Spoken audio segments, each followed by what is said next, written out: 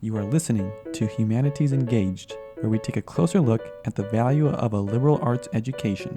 I'm Steve McFarland, and I teach philosophy in the Division of Humanities at the University of Minnesota Morris. I'm joined by UMM student and brains of the operation, Adam Kretz. Say hi, Adam. Hey there, everybody. Thank you for listening. You'll hear me chime in occasionally during the interview with a couple questions, and I'll join Steve afterwards to discuss what we learned. We are coming to you from the University of Minnesota Morris, made possible with funding from the Mellon Foundation. Please join us as we interview UMM faculty to learn how they teach and why they teach. Today's guest is Dr. Julie Eckerle. Dr. Eckerle is a member of the English department in the Division of the Humanities, and she's also affiliated with the GWSS, Gender, Women, Sexuality Studies.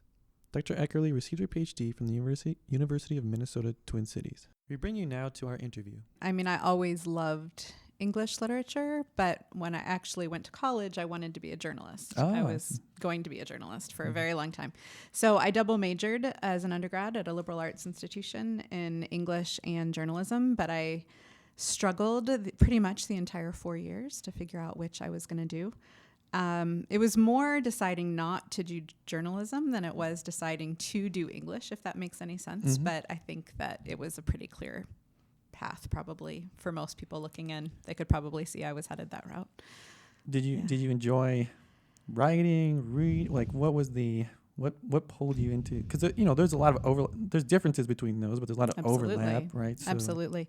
I was always a reader, so that was the first passion. But I think what I learned is that I loved just working with the text and analyzing a text. And it was very satisfying always, even when I was an undergrad, to just spend time with really difficult texts and feel like I was accomplishing something by reading them. So I think that that's actually where I am now. I do Shakespeare. It's not like I do things that are necessarily easy to read. Right. There's a labor involved just in the reading, but that's part of the satisfaction I take from it, I think. Yeah, so how did you get into the specific? So what are some specific research areas that you're working in? Yeah, so the thing that I do most often right now is that my current project is looking at early modern women's life writing. So there's a lot of things to explain there, but for early modern women, it tends to be 16th and 17th century women that I look at. And life writing is a pretty broad term, but it's a flexible term that I like because it is so broad. So it covers biography, autobiography, personal marginalia, diary, letters, right? Any kind of self writing or biographical writing about others. And so in the 16th and 17th century, for women, that can be all kinds of things. Occasionally, it's a diary. More often, it's letters. And what I do right now is I go to libraries and I read whatever archival material I can find. And I work on how women represent themselves and women more generally in their life writing. So that's what I do now. And that's a bit of a digression or a move away from literature. But what I think holds it together for me, and what I explain to my students as well, and probably what holds everything I do together, is that I view words as all written text as rhetorical acts. And so when you're analyzing a piece of literature, when you're analyzing a speech act, you're looking at what a person is trying to accomplish and why and how they go about doing that. And so looking at life writing as a way to understand women's manipulation of text or manipulation of context or sense of self, right? All of these things get wrapped up into those texts that I look at, and it's really great fun. But it also uses that analytical part of my brain that I've always liked to use. And was there any particular teacher or groups of teachers that got you on this journey that you want to give a shout out to? Or and you mean the whole journey? Yeah, from the beginning on. If there's an influential or... Yeah, there are a lot of teachers. The first one that I think I typically think of as one of the best teachers I ever had, although he was not a literature teacher at all, was a 7th grade biology teacher. Yeah. And I talk about this a lot because it's just a favorite memory of mine. But he had us create creatures, and we had to, so once you decided on your creature, you had to create its nervous system, its endocrine system, its neurological system. And it was, to me, it was a really complicated project. I also took it very seriously, and I had multiple pages of my creature and explanation. And I think what I like about that, and the reason I think about it a lot, is because it's both creative, but also synthesizing. It's not busy work. You have to fully understand and explain what you're doing. And that's something that has carried over. I think it's really important not to give students busy work, and that the exercises you give them have to be meaningful and force them to do hard thinking and hard labor. So that was great. I love that. And I've often thought about that assignment. I had great college teachers, one English professor in particular named Kathy Carlson. And I think when I did kind of shift over ultimately to English away from journalism, it was in part because I wanted to be her when I grew up. She had a passion for Chaucer and English literature in general. So she's certainly a mentor figure. But I think so much of education, and this I tell my students all the time, is about serendipity. It's about who you meet at a certain point in time. Could never have predicted that I would do Renaissance literature, and yet I had certain professors at certain points of time who introduced me to texts that it just set me down that path. So, It was serendipity that I met Adam. There you go. So you mentioned that creative, but still analytical assignment with the creature. Do you try to? What kind of assignments do you give to? Are you interested in the same things in your teaching as you were? I am. Yeah. I mean, I'm not a creative writer, and I always have to tell my students that I'm not a creative writer myself. So when I ask them to do creative writing assignments, I'm not judging them on the quality of the creative writing so much as I am how they are incorporating principles that we've been studying into their writing. So let me give you a couple of examples.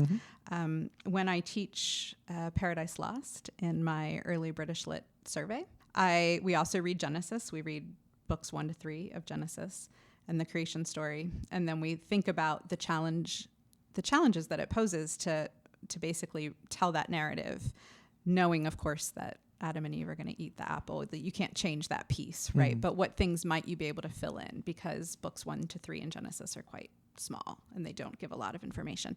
So I'll have students write a creative assignment where they imagine a version of the fall. So that's the creative piece, right? And I'm not going to expect them to be future novelists and have creative skill necessarily, although many of our students do. But what I'm looking for is, how can you justify? So they have to write the creative piece, but then they often have to come back and provide a justification. How can you justify making this choice in light of the text that we have, right? If you do make this choice, how then can you explain Eve ultimately eating the apple, or whatever it is? And it gives them a really good sense of what it is Milton's doing when he's writing a 12-book epic on the fall and tries to fill in loads of gaps in Genesis, but without changing the fundamental nature of the story, right? So it forces them to think about it in a different way. So, not just reading this great work, it's worth exploring, breaking down. I'm sure all that's happening. But, Absolutely. But if you have them try to work with the same constraints to write it, maybe you have an insight into what's happening that you wouldn't have if you were only reading. Is that I think absolutely. I think you have more insight, and I think you also develop a different respect for the writer's task. So you're developing a respect for what Milton's doing, whether you like his choices or not. I think you're developing a respect for the kind of restraints within which he's working. But you're also getting insight into the story, and you're getting, I hope, and I believe, although this might seem counterintuitive, greater respect for the text itself, because you're having to think about what it actually does. And if you want to take it in a different direction, that's fine, but you have to be able to explain why. Yeah. And when I teach Shakespeare, for example, when I teach, I do a Shakespearean adaptations course for intellectual community. The first year student seminar sometimes. And then I also teach some Shakespeare courses in our regular curriculum. But one of the things I like to do there, it's the same thing when we look at adaptations, whether it's a film or a story or a novel. I consider myself a bit of a purist, but I always tell them, you're gonna see a Shakespeare play or you're gonna see a movie, and it's gonna set it in a new time period. And technically speaking, that's okay. That's the person's creative choice. But the best choices are going to be the ones where that choice illuminates something that is already in Shakespeare's text. So when we analyze a theatrical production or a film production, those are the questions I try to ask. Okay, so this one's set in the 19th century. What does that illuminate, right, in the text? And sometimes it does and sometimes it doesn't, in which case we might decide that it's not a very effective adaptation. But I teach them to ask those questions. And what I think that's doing then is teaching them respect for the text that we have, as well as for the choices that we make. And it also, I hope, teaches them that when we do analysis of text, which is really the most important part, I think, of being an English major and studying literature, that when you do analysis of text, you have to be fair to the text itself, always. And you have to be able to use textual evidence and justify what you do. It's not just a free-for-all, this means this because I think so. Well, okay, you might think so, but a certain word or a certain image or something led you to that. So let's see if it's a fair interpretation based on the text that you have at hand.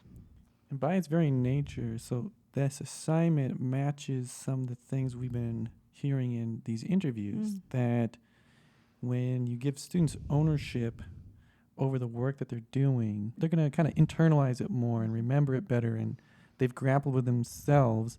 So you give some parameters they have to work within, but then they have to do it, right? So it's their thing that they're doing, and they're forced to run into the obstacles that everyone runs into to see that those are there that you might absolutely absolutely, and that it does require care and thought. And I think that, I don't know, when I look at education, education today or whatever, or what's going on in the high schools, so much to me seems kind of non-thinking work, busy work, or fill in the blank, or right. And I think students come in and there are exceptions, of course, but they don't necessarily understand that to be a thinker and to be a good student is not just to put the right answers into the quiz, right? But to do the hard thinking and the hard labor, and it takes time.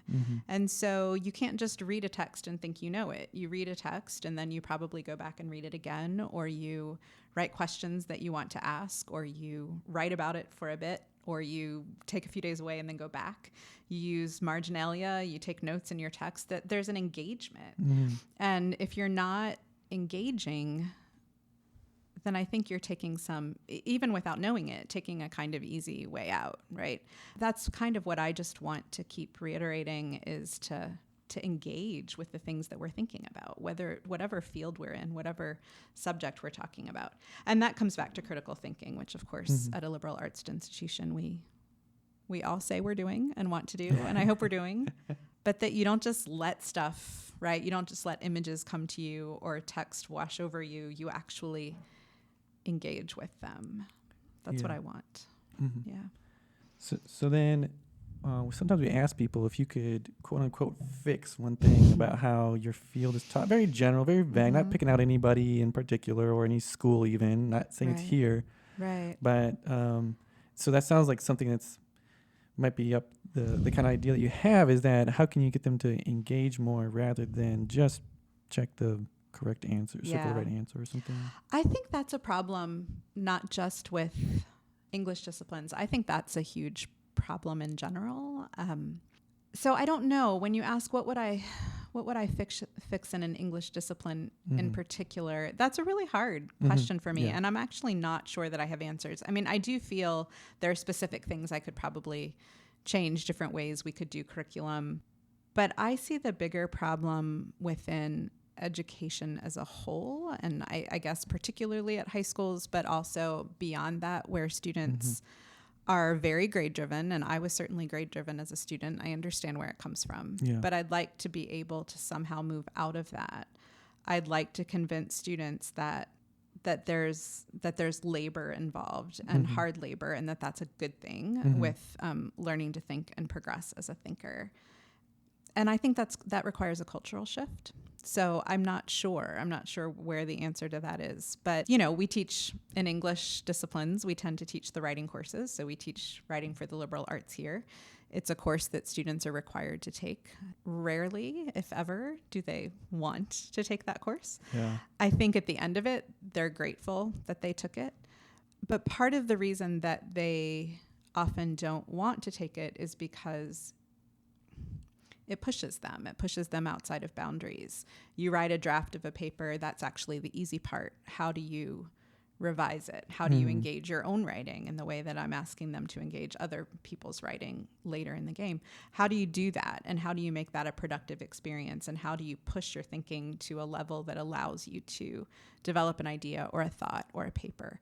That's hard. It's also incredibly gratifying when you figure out how to do it. And when you figure out that revising a paper doesn't just mean fixing the spelling errors, right? But it requires something different. So when I teach that course, I have students think about writing and everything we do kind of through the lens of the liberal arts and through the educational system, because I want them to be critical thinkers about themselves as learners as well as about institutions. But for me, that's an example that we tend to move away from what requires us to do hard work that requires a lens turned in on ourselves, if that makes sense.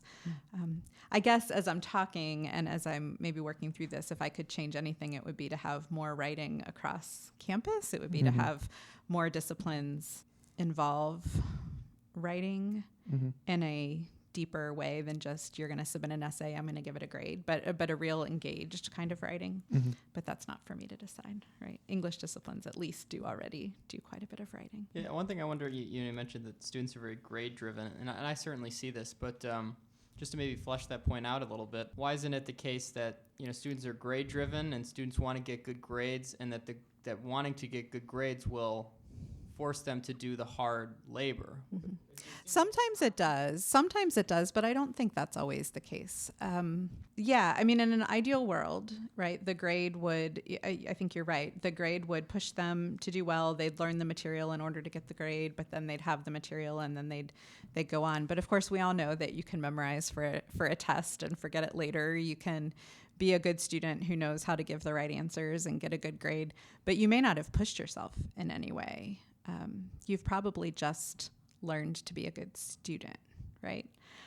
And this isn't a critique of those good students. It's not a critique of the straight A student. I was one of those. But I think what happens is that you get to a point where you only know, and I've actually had some really good conversations with students in my senior seminar this year about this. You get to a point where you don't know how to evaluate your own work unless someone gives it a grade that tells you it's quality work. And we're all, right? I submit an essay for a publication and I'm eager to get good feedback, right? We all thrive on that kind of information and feedback. But if we're driven by the idea itself or the need to communicate an idea in a certain way, hopefully, right, we develop more resilience as people and as thinkers, and hopefully we can value that process in itself. I don't know, I'm speaking kind of utopia here, right? Because this isn't how our world works. But I'm feeling this particularly because I'm seeing a number of students, particularly female students, if I can throw that in, who are struggling with anxiety and who are particularly attached to grades. And I just wish sometimes that they could enjoy, they're going to get good grades because of the kind of students they are. I wish they could enjoy the process of thinking and studying without all the anxiety that has become associated with grade earning. Yeah, this really resonates with me right now because I'm in the midst of writing this philosophy paper, and there's definitely this point which I get to with certain papers or even just learning certain subjects where I can kind of go on, let's just call it the coasting mode, right? And get a certain amount out of it, and then you kind of hit this point where it's like, well, man, if I really want to make this good, I'm really gonna have to, put on those extra weights or whatever. Yeah. And so, yeah, it is a tricky thing because on the one hand, you're just so happy just to have the draft that you can turn in. Of course, I get that. And sometimes you do that, right? And sometimes you need to do that. And sometimes life circumstances require that you do that, and you'll get the grade and whatever. But you wouldn't want to always do that, right? And to truly develop as an individual, as a thinker, to truly get the most out of what 4 years at a liberal arts institution are about, I would think we want to do the work, right? We want to get the satisfaction. And instead of turning it in and saying, okay, I coasted on that one, we want to be able to say, wow, I hit a wall on that. There was this really rough moment, but I took some thinking time. I came back. I pushed it into a different area. I feel really good that I tried that, right? Or took a risk or something. I think those are the moments that are most exciting for all of us. So, as a final kind of note on this, one thing I think about is that maybe some students haven't had a time where they've gotten to really be intellectually stimulated. Like they haven't reached this point where they're like, wow, I am thinking in a way I've never had before, and I'm seeing the world a new way, and I'm kind of like feeling the power of my intelligence or something like that. I don't know how we describe it, but so I'm kind of interested in the idea that maybe a lot of students haven't encountered that, and so it's like you don't know what you're missing when you're taking your classes. You're focused on the A. You're focused on just like getting past this, college that you signed up for. And you don't really realize that there is this other fruit to be enjoyed. And so I was just wondering, you could describe that in terms of, you being an English professor, like what is that, what does the intellectual stimulation look like? Or could you just describe what it means to get to a high English level? Again, not sure the best way to put it. That's a really hard question to answer. I mean, I think there is the satisfaction in feeling that you've maybe broken a code and understanding a text, not even like an original code, right? But just that you've spent enough time with the text to understand how it works in a way that other people who have also spent a lot of time with the text understand how it works. There's that. I think, it's a really hard question to answer. I think there's a remarkable satisfaction that comes when you have moments where you see a symbol working, or you catch a theme that you didn't see in one way, but now that you've connected it through lots of other chapters or lots of other acts, suddenly you see it in this way, and it kind of opens up a text for you. I think there's a real value there. But if I could change kind of the tactic or the angle a little bit, because what you're asking is what it feels like, and I'm clearly having trouble articulating that. But I'm more intrigued by your point that some people don't know, right? Or maybe haven't had that moment. And so, and then my brain immediately says, well, how do we get them there? And so a few of the things I do, one of them is I think we just have to model constantly what it means to live a life in which your intellect is engaged, right? And so for me, that's really easy. When I teach about Shakespeare, I'm ridiculously excited, and I'm sure I look like a bit of a doofus some days, but students see that there's an excitement there. Or I'll take out a text and I'll show them how much I've written on it, and I'll have said, I've read this text now, I can't tell you how many times. I still take these notes. I still write on it. I still engage. I still ask questions. This is what I see this time that I didn't see before. So I think there's a modeling that happens. I think there's also, you throw the students in, you do some modeling, you hope they have an epiphany. If they don't, hopefully they're getting it somewhere else, or there's something going on at college in general that engages them. And so I also teach a study abroad course, and that's been a remarkable way of getting students engaged that really stimulates them, even if they hadn't perhaps made certain connections before. You throw them in an environment, you give them material. We go to Ireland, we have a great time, and their brains are working overtime. That's an experience, right, that people get. So. Do you want to expand on the study abroad program? Who goes into it? Oh, it's fantastic. So Jimmy Scriver and I co-teach this course. We've taught it 3 times now in Ireland, and it's called Irish Text and Context. Jimmy is in the art history program. He's an art historian and also archaeologist. So Irish Texts and Context works on the idea that Irish literature, as is truly with all literature, but it's easier to demonstrate in Ireland, comes out of a particular context. It's influenced by landscape. It's influenced by the mythological world and history. It's just richly rooted in place. So we go to a number of places around Ireland and we try to demonstrate the link and talk to students about how a particular land, for example, inspires the literature. So a really good example, the most vivid perhaps, is we go to the Aran Islands off the west coast of Ireland. We take a ferry out, we ride bikes around. It's incredible.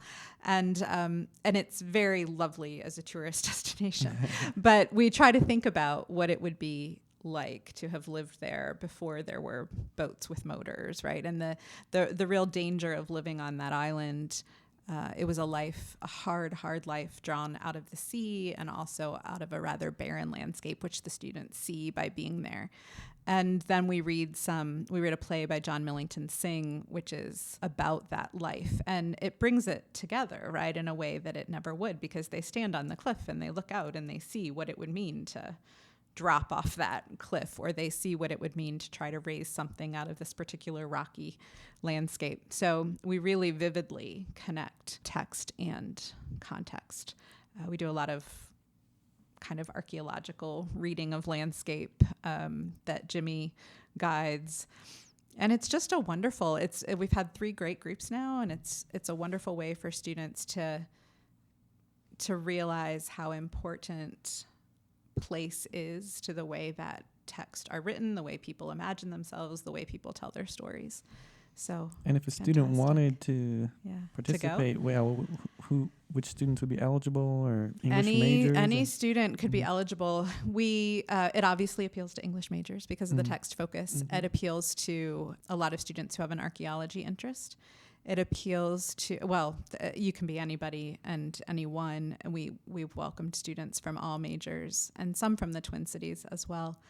But I think the piece that really connects to me for UMM students is a kind of environmental piece, right? So anyone who's interested in sustainability and thinking about the role of the environment, because we look at it not only literally, we're standing in this field and how did, this particular environment influence a text, but we're also looking constantly at the impact of tourism on the environment and the way that you kind of balance the desire to get people to a place and to see a place with the preservation of the materials that are found there, the materials that already exist there. So there's just constant, it taps into so many different areas of interest. Yeah. So students, UMM has a really nice selection of study abroad courses every year. We've been offering this every 2 years, but go to the ACE office and find out what the options are on the table. But there's absolutely no stipulation that you have to be a certain major. You can just want to go to Ireland because your family's from there. A lot of students go for that reason. Awesome. Yeah. Sounds like a great opportunity. It's really fun. Yeah, so, I'm not an English student, but there might be English students who are listening. But even for just UMM students or college students in general, what advice do you have?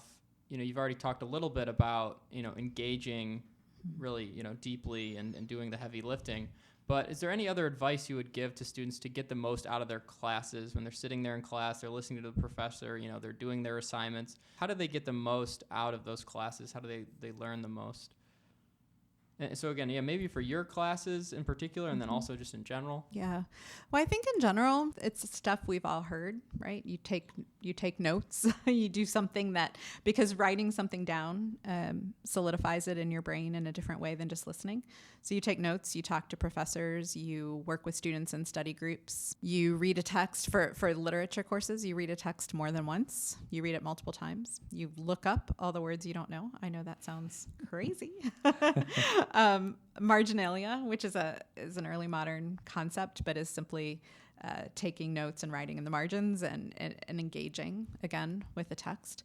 So I think that there are lots of ways, but I also think making human connections are really important. So if you connect to a faculty member or other students, or you do a study abroad, right? I think you have to hit the intellectual work from lots of levels and lots of different angles.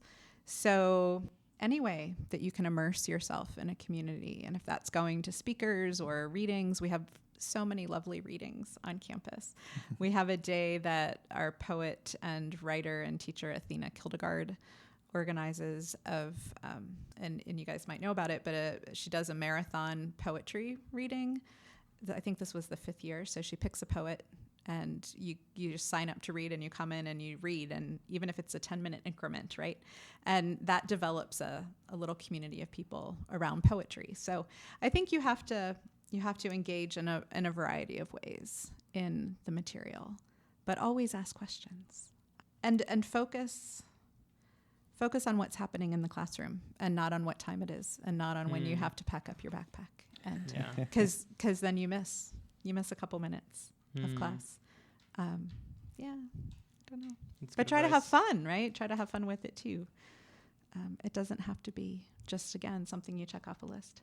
And I, as I say all of this, I realize that it could sound really, negative, like students don't take things seriously. And I don't mean to sound like that at all. I think UMM students are, of all the places I've taught, UMM students are the most engaged, the most earnest.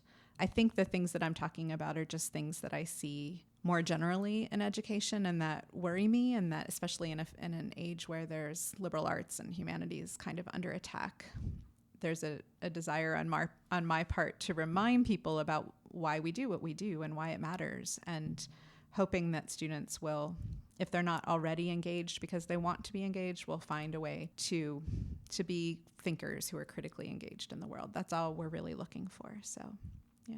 But more students are halfway there most of the time. Go UMM. Yeah. So, are there any big ideas, research questions, themes, thematic research topics, or, just some big ideas that you hope all students take away? You mentioned, the context of the writing matters and stuff like that. So if you had to give like a quick pitch, like this is the main thing I hope all students come away from my classes thinking about. Yeah. Is there something like that? Yeah, I think it's really simple. I think it's this idea about rhetoric, that all words have an agenda, really, right? All words are doing work. They're accomplishing something. And what is it that they're doing? And we need to be critical readers of those words. I'll give you just an example, because it's a class that I've taught that has been, I think, pretty successful, or so students say. But that's a course that I teach for both English and gender, women's, and sexuality studies. And it's on gender and literature and culture, but I do it on a courtly love focus. So I basically start the students off in this medieval material about, knights and ladies. And it seems incredibly far removed, right, from anything that we might think about today. But my goal in that class is to actually show that this idea about romantic relationships, between the way men and women interact and the way men are supposed to treat women, right, put them on a pedestal, so to speak, that those notions of romance that began as a literary kind of idea have informed the entire tradition of Western literature and are still at work in our culture now. So we start in the medieval period, and then we come to the present day.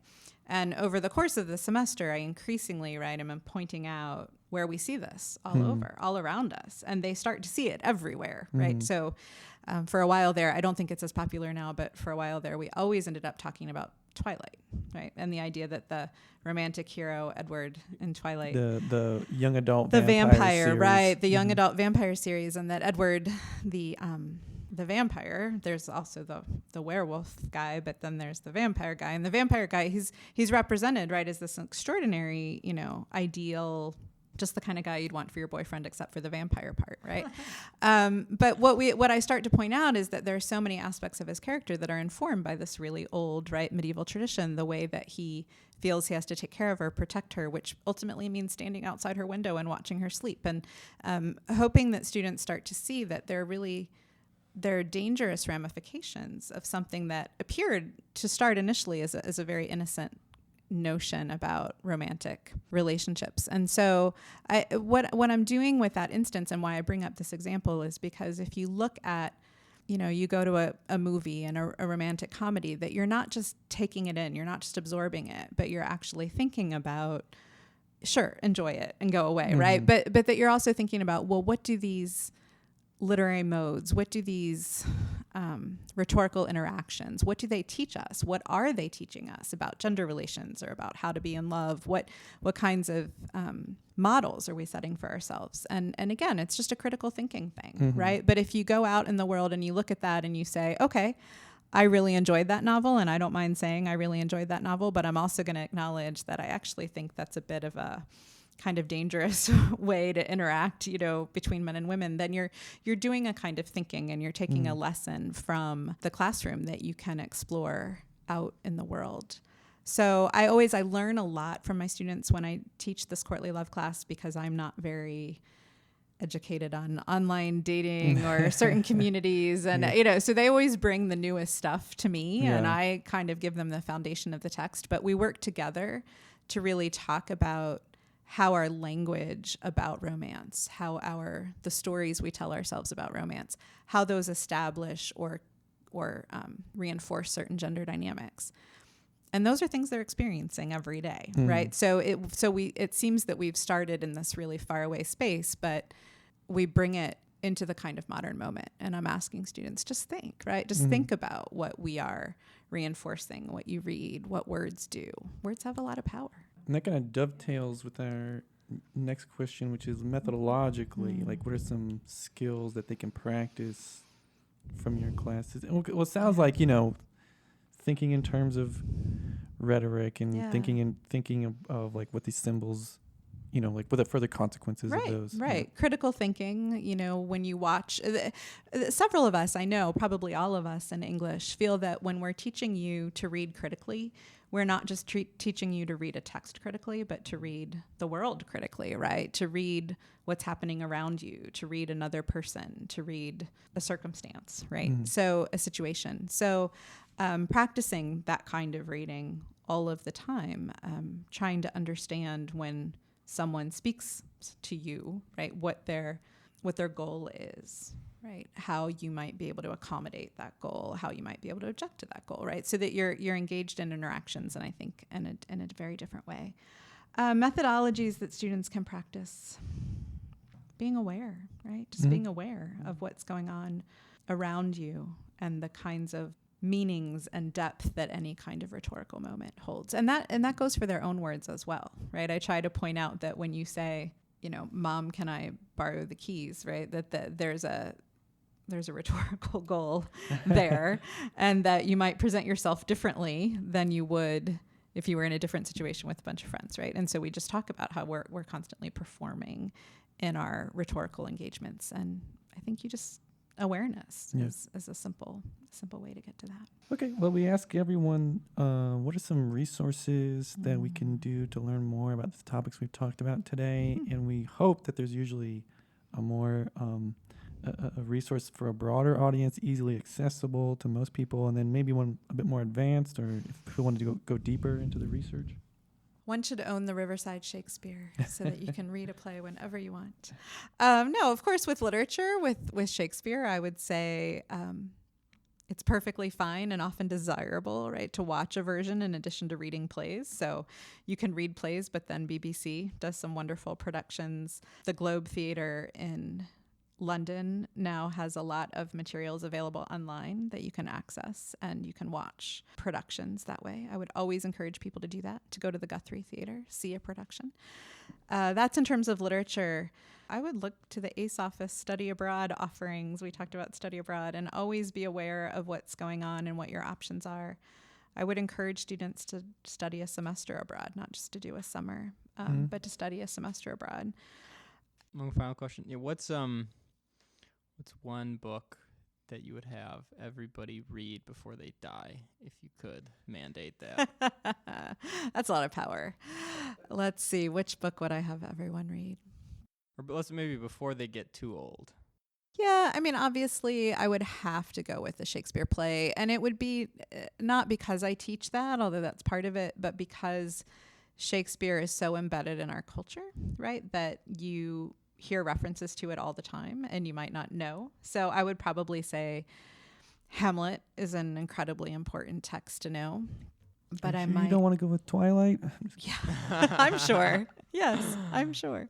I would say Hamlet, and I would probably say on the comedy side, maybe Twelfth Night. It's a great play for gender, talking about gender and gender fluidity. Shakespeare got pretty creative with that stuff sometimes. So I think, yeah, that's probably what I would say. Although knowing knowing the Bible is incredibly useful. I teach a Bible and literature class, and reading it in the Bible and literature class is always a great experience because students don't, even if they've been raised in a religious environment, they don't always know it.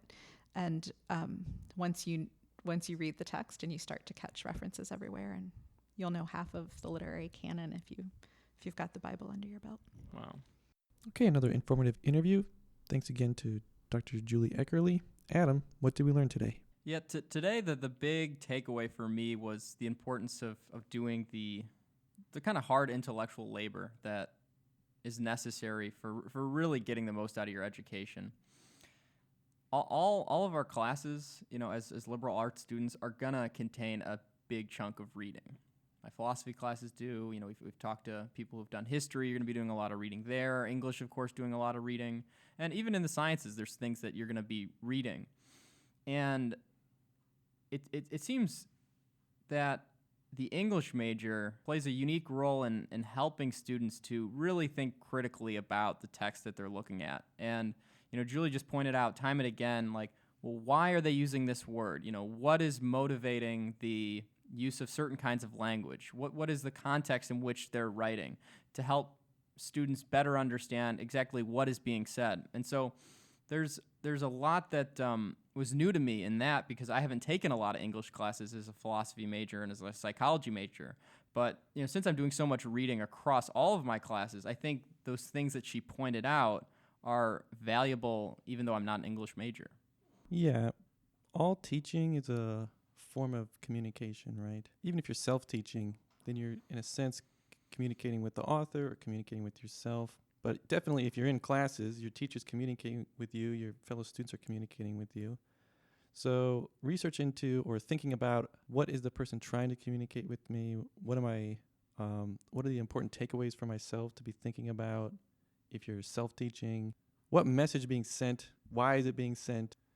A number of our guests have mentioned how thinking about the who, what, whys, who's the audience is an important part of critical thinking, of thinking about the context for this and the context for the author in coming to their own thoughts, the context for you coming to your thoughts about what the author is saying, and that relationship. Julie mentioned that, some people are just really good at being a student. Yeah. And, me, I'm kind of relatively new to college still, and I don't feel as though I've really mastered the being a student part. It's a lot of organization, a lot of good time management, these types of skills. And so I'm really interested in mastering that. But, she put the emphasis on that not being all that is, required for getting a good education. Yeah. So I do think that it's good to work on the skills of being a student, and I do think there are tricks of the trade that you can learn over time. There's some evidence that people's lowest grades happen in their first year of college, and they tend to improve if they stick around. Some, drop out or, move on to other things. But if they stick around, they tend to do better. There might be some selection effects there, just like who makes it. But also it can be maybe people learning the skills it takes to just do better. She mentioned that if students are motivated to get only a good grade, and that's the key thing, they might do well, they might get good grades, but it's unclear if they're reaching their potential for learning. And as a teacher, we don't view our job as giving out grades. That's a task we have to do at our job. It's required, at least at a school like this. Some schools don't have grades. I don't know if you know that. Wow, where am I? No, I love You're rethinking your choices. Yeah. That's something that we have to do, but it's not something that we got into this field for. It's not something that we became teachers to do, is to give grades. So we're interested in learning. We're interested in helping other people learn, getting them passionate about the things we're passionate about, getting them thinking hard. So if you're strictly motivated by grades, that's going to be fine, and teachers should make it so that their teaching style is compatible with a lot of different motivations from students, because your job is to teach everyone, right? No matter what their motivations are. But if you want to maximize learning, you got to, in my opinion, I agree with Julie, you got to take an extra step beyond just get a good grade. Well, to that point, I just think that that's why this conversation was valuable for me, because it really gave me some new inspiration and some new reasons to, go that extra mile. And that concludes this episode. Links to the references our guest mentioned can be found in the show notes. Before we go here, a big thank you to the Mellon Foundation and the Humanities Division for supporting this podcast. The views and opinions expressed are solely those of the individuals participating and do not represent the University of Minnesota Morris or the University of Minnesota system.